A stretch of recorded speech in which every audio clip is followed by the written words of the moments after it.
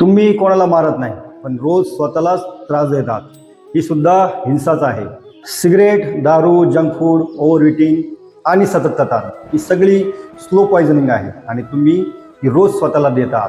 भगवान महावीरांनी सांगितलेली अहिंसा फक्त इतरांसाठी नव्हती, ती आपल्या शरीरासाठी सुद्धा होती. जेव्हा तुम्ही चुकीचं खातात तेव्हा शरीरात इन्फ्लमेशन वाढतं, स्ट्रेस घेतात तेव्हा कॉर्टिसोल वाढतं आणि हळूहळू बीपी, डायबिटीस, ओबेसिटी तुमच्या शरीरावर हल्ला करायला सुरुवात करतात.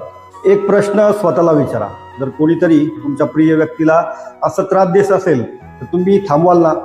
मग स्वतःसाठी का नाही? अहिंसा सुरू करा आपल्या शरीरापासून. शुद्ध आहार घ्या, थोडा व्यायाम करा, मन शांत ठेवा.